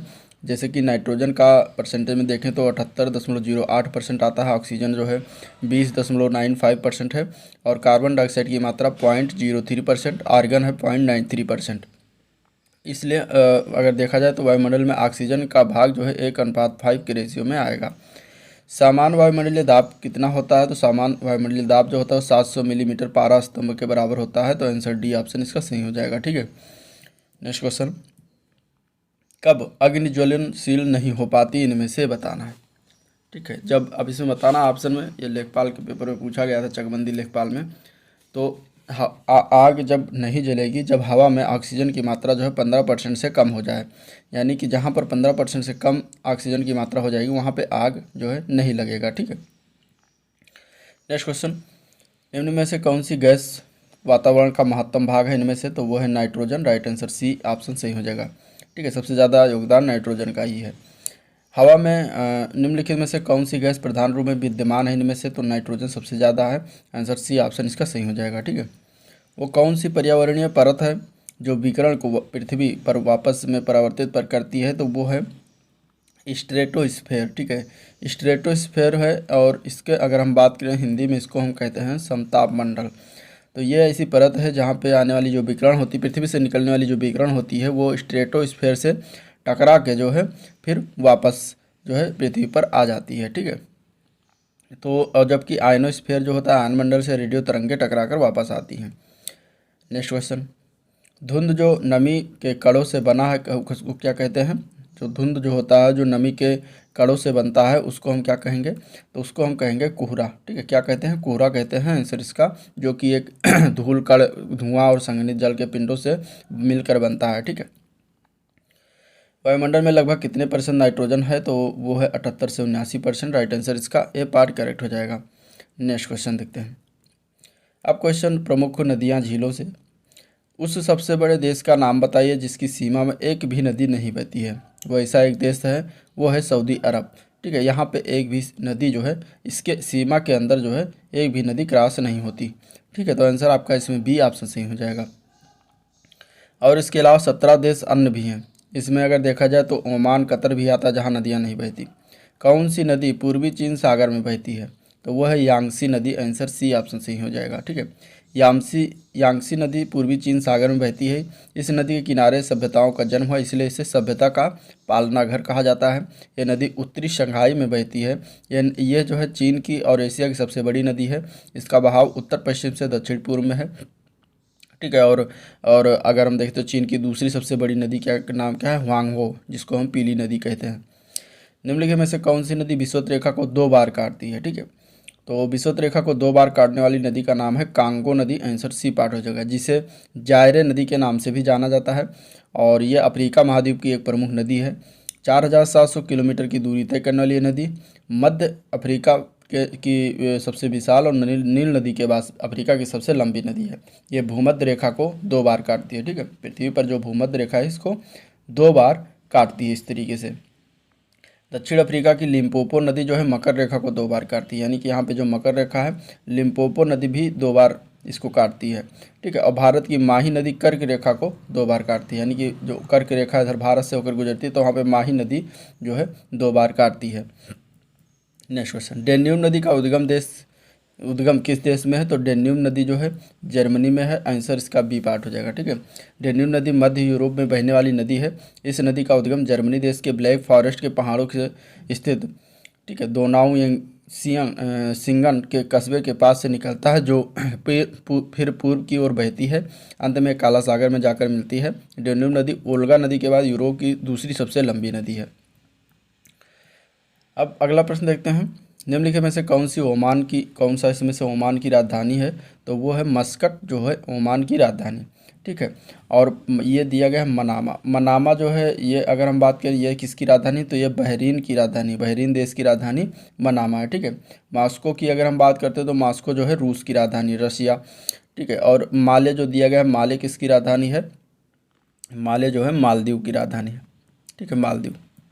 अगला प्रश्न, निम्नलिखित में से कौन सी इजराइल की राजधानी है, इनमें से इजराइल की राजधानी का नाम है जेरूशलम। आंसर ए पार्ट हो जाएगा। ठीक है, जेरूशलम जो है इजराइल की राजधानी है। बगदाद इराक की राजधानी है। डबलिन आयरलैंड की राजधानी है। टोक्यो जापान की राजधानी है। काबुल अफगानिस्तान की राजधानी है। निम्नलिखित में से पोलैंड की राष्ट्रीय मुद्रा क्या है, पोलैंड की मुद्रा का नाम है जलोटी। आंसर इसका सी पार्ट करेक्ट हो जाएगा। ठीक है, पोलैंड जो है मध्य यूरोप में स्थित एक देश है। इसकी राजधानी वार्सा है और मुद्रा जलोटी है। और इसकी दक्षिणी पश्चिम में जर्मनी के साथ सीमा लगती है। दक्षिण में चेक गणराज्य, स्लोवाकिया, पूर्व में लिथुआनिया, यूक्रेन, बेलारूस और रूस के साथ सीमा इसकी लगती है। निम्नलिखित में से हंगरी की राष्ट्रीय मुद्रा क्या है, तो हंगरी की राष्ट्रीय मुद्रा है हंगेरियन फॉरेंट। ठीक है, आंसर जो होगा वो क्या हो जाएगा, ए पार्ट हो जाएगा। इसकी राजधानी कहाँ हंगरी की, तो बुडापेस्ट है। यूरोप में कितने देश हैं, यूरोप में अगर हम देशों की बात करेंगे तो सी पार्ट हो जाएगा, 44 देश हैं टोटल। ठीक है, यूरोप जो है महाद्वीप छठवां सबसे बड़ा महाद्वीप है। इस महाद्वीप में टोटल 44 देश हैं। रूस और तुर्की दो देश ऐसे हैं जो जिनका हिस्सा यूरोप और एशिया दोनों में आता है। माले किसकी राजधानी है, तो मालदीव की राजधानी है। राइट आंसर इसका बी पार्ट करेक्ट हो जाएगा। ठीक है, वेनिस शहर जो नहरों और पुलों से युक्त है किस देश में स्थित है, तो वेनिस शहर की अगर हम बात करेंगे तो ये स्थित है इटली में। ठीक है, इटली देश में वेनिस शहर स्थित है। आंसर इसका जो हो जाएगा डी पार्ट करेक्ट हो जाएगा। ठीक है, अगला क्वेश्चन, निम्नलिखित में से कौन सी भूमि किसी भी देश के स्वामित्व में नहीं है, तो वह है अंटार्कटिका। आंसर इसका बी ऑप्शन सही हो जाएगा। निम्नलिखित में से कौन सी शहर पश्चिमी ऑस्ट्रेलिया की राजधानी है, पश्चिमी ऑस्ट्रेलिया की राजधानी पर्थ है। आंसर बी पार्ट हो जाएगा। विश्व में ऑस्ट्रेलिया ही एकमात्र ऐसा देश है जो पूरे महाद्वीप पर फैला है, इसे द्वीपीय महाद्वीप कहते हैं। ऑस्ट्रेलिया जो है सबसे छोटा महाद्वीप है। यह महाद्वीप पूरी तरह दक्षिणी गोलार्ध में स्थित है। इसको प्यासी भूमि का देश भी कहते हैं। ऑस्ट्रेलिया की खोज 1768 में इंग्लैंड के कैप्टन कुक ने किया था। इसके पश्चिमी ऑस्ट्रेलिया की राजधानी पर्थ है और ऑस्ट्रेलिया की राजधानी कैनबरा है। ठीक है, कालगुरली और कूलगार्डी यहाँ की प्रसिद्ध सोने की खान है। यह देश विश्व में ग्रेट बैरियर रीफ जो कि एक प्रवाल भित्ति के लिए प्रसिद्ध है। ठीक है, यहाँ की सबसे ऊंची चोटी का नाम क्या है, क्योस्को।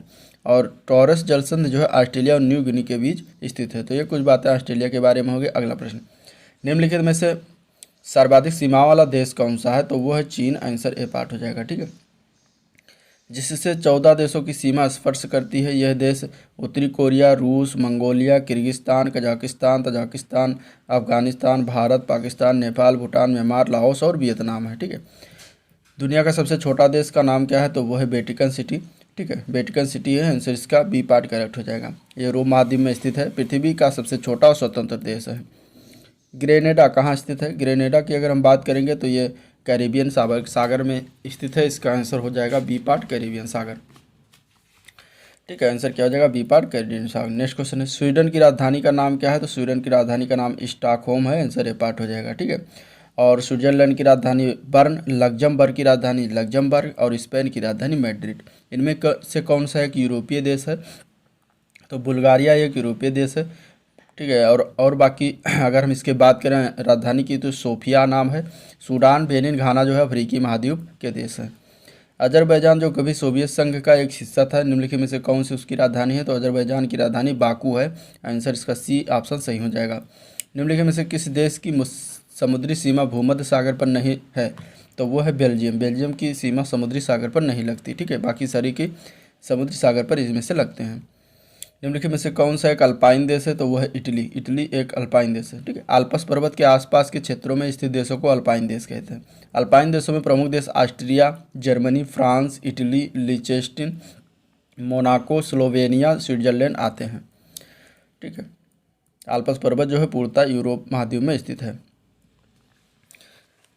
अगला क्वेश्चन है, इनमें से बताना है, सूची दिया गया है, सूची को मिलान करना। देश है, देश की राजधानी है, ठीक है। अब देखिए तंजानिया की राजधानी कहाँ है? तंजानिया की राजधानी का नाम है डोडोमा, जो कि ए का 3 हो जाएगा। केनिया की राजधानी का नाम है नैरोबी, ठीक है। नामीबिया की राजधानी कहाँ पर है? नामीबिया की राजधानी विंडहॉक है। और मोरक्को की राजधानी रबात है। तो इस तरीके से ये सही हो जाएगा, ठीक है। कुछ देशों के नाम है जिनके राजधानी आपको आने चाहिए, क्योंकि पूछा जा सकता है एग्जाम में। निम्नलिखित में से किन देशों में भूमध्य रेखा गुजरती है? तो वो है कोलंबिया, केनिया और इंडोनेशिया। आंसर बी ऑप्शन सही हो जाएगा, ठीक है। 13 देशों से होकर भूमध्य रेखा कुल गुजरती है, ठीक है। और नाम जान लीजिए, साओ टोम प्रिंसिप नाम है पहला देश, गैबान है, कांगो है गणराज्य है, कांगो लोकतांत्रिक गणराज्य है, Uganda, Kenya, Somalia, Maldives, Indonesia, Kiribati, Ecuador, Colombia और ब्राज़ील से होकर गुजरता है। निम्नलिखित में से कौन सा देश कुल क्षेत्रफल की दृष्टि से विश्व में 5वें स्थान पर है? तो वो है ब्राज़ील। आंसर ए पार्ट हो जाएगा, ठीक है। रूस, कनाडा, चीन, संयुक्त राज्य अमेरिका के बाद ब्राज़ील का 5वां बड़ा देश है। और ये विश्व का कहवा पात्र भी ब्राज़ील को कहते हैं, ठीक है। कहवा की मंडी, कहवा का पत्तन के रूप में जो है ये प्रसिद्ध है। अबू धाबी किसकी राजधानी? तो अबू धाबी यूनाइटेड अरब अमीरात की राजधानी है। और नीदरलैंड जो है की राजधानी एम्स्टर्डम है। दक्षिण कोरिया की राजधानी सियोल है। और इटली की राजधानी रोम है। पटाका किस देश की मुद्रा है? ये जो है मकाऊ की मुद्रा है। आंसर सी पार्ट हो जाएगा हमें, ठीक है। मकाऊ देश की मुद्रा है। अब मुद्रा की बात करें तो पनामा देश की मुद्रा का नाम है डॉलर। लाओस की मुद्रा है लाओकिप। मकाऊ की मुद्रा पटाका। मैक्सिको का पेसो। नेक्स्ट क्वेश्चन है, निम्नलिखित में से किस देश को भारत में सबसे कम वस्तुओं का निर्यात करता है? तो वो है आयरलैंड। आंसर बी पार्ट हो जाएगा, ठीक है। निम्नलिखित में से कौन सा देश विश्व में गेहूं का सबसे बड़ा उत्पादक देश है? तो वो है चीन। चीन में सबसे ज़्यादा उत्पादन होता है गेहूं का। विश्व में सोने का सर्वाधिक उत्पादन किस देश में होता है? तो वो होता है चीन में, ठीक है। आंसर इसका क्या हो जाएगा? सी पार्ट करेक्ट हो जाएगा। 2017-18 के दौरान निम्नलिखित में से कौन सा देश दुनिया का सबसे बड़ा दुग्ध उत्पादक देश था? तो वो भारत था 2017-18 में। आंसर इसका हो जाएगा पी पार्ट भारत, ठीक है। 21% जो है भारत पूरे विश्व का दुग्ध उत्पादन करता है। और श्वेत क्रांति के रूप में जाना गया। जो श्वेत क्रांति के जनक की बात करें तो वर्गीज कुरियन है, ठीक है। वर्गीज कुरियन ने 1970 में भारत में दुग्ध क्रांति की शुरुआत की थी, श्वेत क्रांति की। एशिया की सबसे बड़ी प्याज की मंडी कहाँ पर स्थित है? तो ये स्थित है लासल गाँव। आंसर ए पार्ट हो जाएगा। और नासिक में पड़ता है, महाराष्ट्र में। आंसर इसका ए पार्ट करेक्ट। सिल्क का सर्वाधिक उत्पादक देश कौन सा है? तो इसमें से देखा जाएगा तो चीन होगा, ठीक है। ये जबकि भारत जो है दुनिया का दूसरा सर्वाधिक सिल्क उत्पादक देश है। किस देश में यूरेनियम का सर्वाधिक भंडार है? तो वो है ऑस्ट्रेलिया में। आंसर इसका डी ऑप्शन सही हो जाएगा। कौन सा देश सर्वाधिक मरकरी का उत्पादन करता है? तो वो देश है इटली। आंसर प्रश्नकाल में इटली था, ठीक है। वर्तमान में मरकरी देश उत्पादक चीन हो गया है सर्वाधिक। विश्व में प्लेटिनम का उत्पादन किस देश में सबसे ज़्यादा होता है? तो वो दक्षिण अफ्रीका में होता है, ठीक है। आंसर इसका क्या हो जाएगा? ये पार्ट करेक्ट हो जाएगा, दक्षिण अफ्रीका। निम्नलिखित में से किस देश का संसार में धान उत्पादन में दूसरा स्थान रखता है? तो दूसरा स्थान पर भारत आएगा। आंसर इसका डी ऑप्शन सही हो जाएगा, ठीक है। प्रथम स्थान किसका है? चीन का है। परिवहन से संबंधित क्वेश्चन है, विश्व की सबसे तेज़ चलने वाली ट्रेन का नाम क्या है? तो उसके नाम जो सबसे तेज़ चलती है विश्व में 2016 के पेपर में पूछा गया था। तो उस समय अगर हम बात करेंगे तो आंसर इसका हो जाएगा संघाई की मागलेव ट्रेन है, जो कि तेज़ चलती सबसे तेज़ चलने वाली ट्रेन है, ठीक है। इसकी अधिकतम चाल 430 किलोमीटर पर घंटा और औसत चाल 251 किलोमीटर प्रति घंटा है। 2021 में चीन ने 600 किलोमीटर की रफ्तार से चलने वाली मैगलेव ट्रेन का परिचालन प्रारंभ किया है। कैनेडियन पैसिफिक रेलवे किससे जोड़ती है? तो वैंकूवर और हैलिफैक्स को जोड़ती है। आंसर इसका हो जाएगा डी पार्ट, ठीक है। ग्लेशियर एक्सप्रेस निम्नलिखित में से किस देश की प्रसिद्ध रेलगाड़ी है? तो ये जो है स्विट्जरलैंड की है। आंसर इसका डी ऑप्शन सही हो जाएगा, स्विट्जरलैंड। अब विविध चीज़ें देख लेते हैं। उस जंगल का नाम बताइए जिसे पृथ्वी ग्रह के फेफड़े के रूप में जाना जाता है। तो वो है अमेजन वर्षा वन। आंसर सी ऑप्शन सही हो जाएगा। और इन्हें उष्णकटिबंधीय वर्षा वन भी कहते हैं। अपने विस्तार एवं सघनता के कारण पृथ्वी के ग्रह के फेफड़े भी कहे जाते हैं। और ये इनका विस्तार मुख्यतः ब्राज़ील में है। ताना रिवर मंगाबे यानी कि वानर है, एक नाम है इसका। निम्नलिखित में से किस देश में पाया जाता है? तो ये केन्या देश में मिलता है। आंसर बी पार्ट करेक्ट हो जाएगा, ठीक है। भारत में निम्नलिखित में से किस स्थान पर दिन और रात तापमान में व्यापक अंतर पाया जाता है? तो इसके आंसर की बात करेंगे तो वो है थार के मरुस्थल में, आंसर ए पार्ट करेक्ट हो जाएगा। ठीक है, थार के मरुस्थल में दिनों रात के तापमान में व्यापक अंतर होता है, क्योंकि थार के मरुस्थल में दिन और रात में अगर हम बात करें तो क्योंकि सामान्य धरातल के विपरीत रेत जो है अधिक सूर्यताप ग्रहण करके जल्दी गर्म हो जाती है, और रात के समय रेत प्राप्त कर सूर्यताप की मात्रा को तीव्रता से वापस लौटा देती है। यहाँ दिन का तापमान अधिक होता है और रात का तापमान काफ़ी कम होता है। निम्नलिखित में से किसे भारत का स्कॉटलैंड कहते हैं, तो वो है कुर्ग, आंसर इसका ये पार्ट है। कुर्ग को जो है भारत का स्कॉटलैंड कहते हैं, और इसके सौंदर्य सभ्यता के कारण ऐसा कहा जाता है। कुर्ग कहाँ पर है, कर्नाटक में, और ये प्रमुख कॉफ़ी उत्पादक जिला है। इसे कोडागू के नाम से भी जाना जाता है, इसे दक्षिण का कश्मीर भी कहते हैं। जलीय पारिस्थितिकी तंत्र का बायोम पिरामिड कैसा होता है, तो उल्टा पिरामिड होता है जलीय पारिस्थितिकी का, आंसर सी पार्ट हो जाएगा। ठीक है, उल्टा। तालाब तंत्र में जयमात्रा पिरामिड भी उल्टा होता है। दुनिया में सबसे ऊंचा ज्वार कहाँ किस देश में आता है, तो वो पाया जा सकता है तो कनाडा में, आंसर सी पार्ट करेक्ट हो जाएगा, कनाडा। किस पश्चिमी अफ्रीकी देश ने घातक मारबर्ग वायरस के पहले प्रकोप की सूचना दी है, तो वो घाना में हुआ, आंसर इसका बी ऑप्शन सही हो जाएगा, घाना। ठीक है, 2004-05 में निम्नलिखित में से किस महाद्वीप में जनसंख्या की सबसे अधिक वृद्धि हुई, तो वो एशिया महाद्वीप में हुई, आंसर इसका हो जाएगा सी पार्ट। ठीक है, अब अगर हम बात करें 2020-21 के आंकड़ों के अनुसार तो अफ्रीका महाद्वीप में 2% वृद्धि के साथ शीर्ष पर है। ठीक है, 2021 में 39 मिलियन के लगभग लोगों के साथ एशिया की कुल जनसंख्या वृद्धि में शीर्ष योगदान करता है। शुष्क हवा सांता आना कहाँ बहती है, तो ये कैलिफोर्निया में बहती है, आंसर इसका डी पार्ट करेक्ट हो जाएगा। माउंट एवरेस्ट पर प्रथम बार चढ़ाई किस वर्ष की गई थी, तो ये 1953 में किया गया था, आंसर इसका बी ऑप्शन सही हो जाएगा। चढ़ने वाले पहली बार शेरपा तेंजिंग नार्गे और एडमंड हिलेरी थे, जिन्होंने ये फतह 1953 में किया था। बछेंद्री पाल जो है प्रथम भारतीय महिला थी जिन्होंने एवरेस्ट पर चढ़ाई की। अरुणिमा सिन्हा ने कृत्रिम पैरों से एवरेस्ट की चढ़ाई पूरी की थी। देशांतरण किसकी आबादी की संख्या, विस्तार और प्रयोजन संयोजन को बदल देता है, तो वो प्रस्थान और आगमन दोनों क्षेत्र की आबादी की संख्या, विस्तार और संयोजन को बदल देता है। ठीक है, तो आंसर सी पार्ट करेक्ट हो जाएगा। निम्नलिखित में से किन चट्टानों के खनिजों के में खनिज निक्षेपित तथा संचित होते हैं, तो वो अवसादी चट्टानों में होता है, आंसर ए पार्ट करेक्ट हो जाएगा। ठीक है, अगला प्रश्न देखते हैं। निम्नलिखित में से दुनिया की सबसे तंग घाटी कौन सी है, तो वो है the Grand Canyon, answer D part correct है। भूतापीय सर्वेक्षण पूर्व सर्वेक्षण जियोथर्मल प्रोस्पेक्टिंग में हाल ही में दशकों में निम्नलिखित में से किस प्रकार के साउंडिंग का विस्तृत प्रयोग किया गया है, तो ये स्कल्मबर्गर साउंडिंग का प्रयोग किया गया है, तो आंसर डी पार्ट करेक्ट हो जाएगा। ठीक है, 1980 के अंतिम वर्षों से 1980 के भूतापीय अन्वेषण में प्रयुक्त विकसित संशोधित प्रतिरोधक उपायों में हाल ही में निम्नलिखित में से किस विकल्प को शामिल किया गया है, तो इसमें से अगर देखा जाए तो वो है स्कल्मबर्गर साउंडिंग को शामिल किया गया है, आंसर डी पार्ट करेक्ट हो जाएगा। 140 डिग्री नॉर्थ अक्षांश के किस किस के बीच सीमांकन करता है, तो 140 डिग्री नॉर्थ अक्षांश जो है ये किस किस के बीच 2018 के लोअर पेपर द्वितीय वाले में पूछा गया था। तो देखिए इसका हम देखते हैं डिटेल। तो देखिए ये प्रश्न जो दिया गया है ये त्रुटिपूर्ण है। 140 डिग्री नॉर्थ अक्षांश रेखा ग्लोब पर कोई रेखा ही नहीं होती है। अब विश्व की प्रमुख अंतर्राष्ट्रीय सीमा रेखाएं की बात कर लेते हैं, तो डूरंड रेखा है पाकिस्तान अफगानिस्तान के मध्य, मैकमोहन रेखा है भारत चीन के मध्य, रेड क्लिफ रेखा है भारत पाकिस्तान के मध्य, हिंडनबर्ग रेखा है जर्मनी पोलैंड के मध्य, मैरर हिम रेखा है रूस फिनलैंड के मध्य, मैगिनाट रेखा है फ्रांस जर्मनी के मध्य।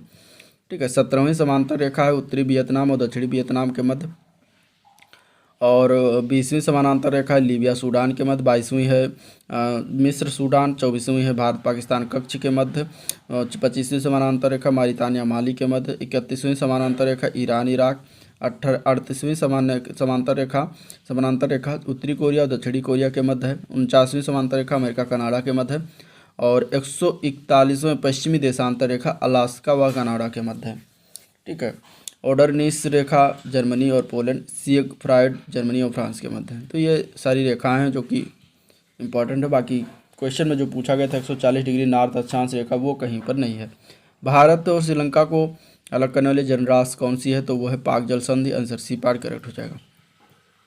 मार्च 2019 तक उपलब्ध जानकारी के अनुसार इन 4 देशों दक्षिणी सूडान, लीबिया, यमन, ग्रीस में निम्नलिखित में से कौन सी बात सामान्य है, तो इसमें से अगर देखा जाएगा तो इसका आंसर क्या हो जाएगा, आंसर हो जाएगा डी पार्ट। इन सभी में औसतन 10 साल की नकारात्मक आर्थिक वृद्धि हुई है। ठीक है। संघनन जल के चक्र की प्रक्रियाओं में से एक है। संघनन के बारे में निम्नलिखित में से कौन सा कथन सही है? तो वाष्प अवस्था को तरल अवस्था में बदला जाता है तो ये संघनन कहलाता है, तो ये सही है। बाकी सारे से गलत है, तो आपका आंसर इसमें ए ही पार्ट हो जाएगा। नेक्स्ट क्वेश्चन देखते हैं। निम्नलिखित में से कौन सा चक्र पृथ्वी के पर मौसम के पैटर्न का एक महत्वपूर्ण पहलू है? तो इसमें बताना महत्वपूर्ण पहलू कौन सा है, तो वो है जल चक्र। ठीक है, आंसर इसका बी पार्ट हो जाएगा। जल चक्र महत्वपूर्ण पहलू है, answer C part B part correct हो जाएगा। एक्वीफर क्या है? एक्वीफर की बात करेंगे तो जल भौम जल स्तर के नीचे संतृप्त क्षेत्र है, तो आंसर इसका ए पार्ट करेक्ट हो जाएगा। मैक्सिको की खाड़ी किसके द्वारा अटलांटिक महासागर से जुड़ी हुई है? तो वो है फ्लोरिडा की जलसंधि के द्वारा, तो आंसर ए पार्ट करेक्ट है। दिए गए विकल्पों में से जल चक्र के संबंध में गलत तथ्य की पहचान करें। ठीक है, तो जल के वाष्पीकरण से बादलों का निर्माण होता है, सही है। जल वाष्प केवल वाष्पोत्सर्जन के माध्यम से ही वायुमंडल में आती है, गलत है। केवल वाष्पोत्सर्जन से नहीं आती। बर्फ का पिघलना जल चक्र का एक भाग है, ये भी सही है। जल के वाष्पीकरण के लिए सूर्य का प्रकाश भी उत्तरदायी होता है, ये भी सही है। तो गलत इसमें से बी पार्ट है, बाकी सारे सही हैं। पृथ्वी पर जल सीमित मात्रा में है।